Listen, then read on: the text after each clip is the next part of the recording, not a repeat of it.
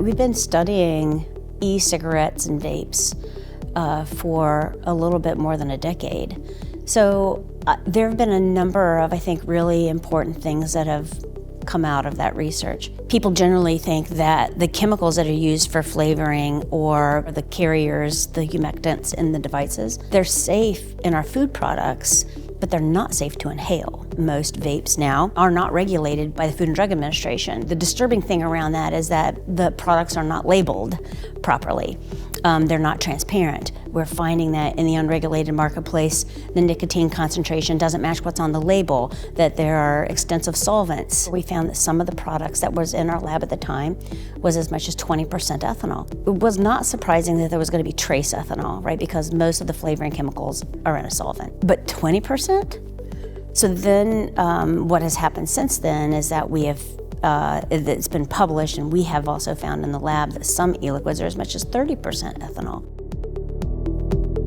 The propylene glycol and the vegetable glycerin are hygroscopic, right? Meaning they attract water. You are inhaling those two chemicals, the predominant ingredients, and they're hygroscopic, and they are going to dry out that deep lung tissue, which is going to create an irritation, which is going to call for inflammation, right? And so that person is going to potentially exhibit characteristics from they're going to have a hacky cough to popcorn lung, right? And they'll experience that. With regards to all of the other chemicals that are in the e-liquids, you know, the concern is that when you look at their hazard classifications, most, if not all of them, are considered irritants, toxins, or carcinogens in lung tissue. The manufacturers have been leveraging, but they're generally regarded as safe. No, they're not.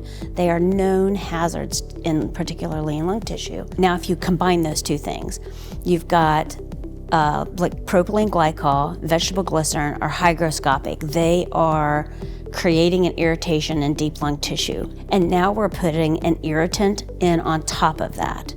And so this is where I think we're not capturing health surveys widely enough, right, or deeply enough, is that, you know, physicians aren't necessarily asking, do you vape, right? So somebody shows up and they've got a rattly cough and they're gonna tell them, you know, well, you've got the flu or you've got a bug or something like that, when, you know, in some instances, those people vape. So one of the things that we like to do is speak to medical professionals about, you have to start asking if people are vaping, because potentially, whether that is a runny nose, right, because that aerosol with the propylene glycol and vegetable glycerin is going to dry out your nasal passages to your lung tissue, right? So we just have to get better from a health perspective of physicians asking questions, nurses asking questions. So one of the things as a forensic toxicologist that we got really concerned about was the administration of the breath test. Because you're not drinking ethanol, which goes to the gut serves as protection, you're inhaling it, so it goes straight to the brain. And so we thought, is somebody going to feel nauseous or dizzy or, right, impaired, whatever that might mean for them, right? So we went back to the National Institute of Justice and said, you know, we really think we need to do a study where we have people vape ethanol. So we've had people come in, participants come in, and they vape either a 0% or a 20% ethanol that we had specially made for the project.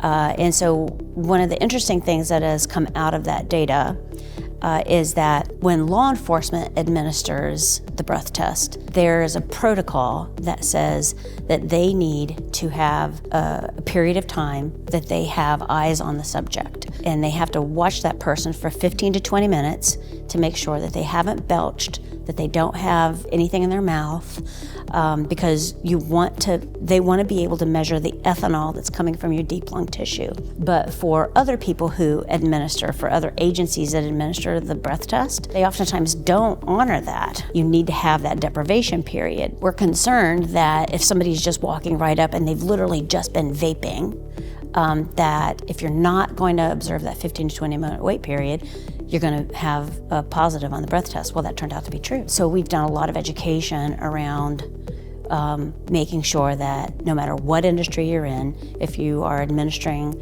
a breath test, that you have to wait 15 to 20 minutes.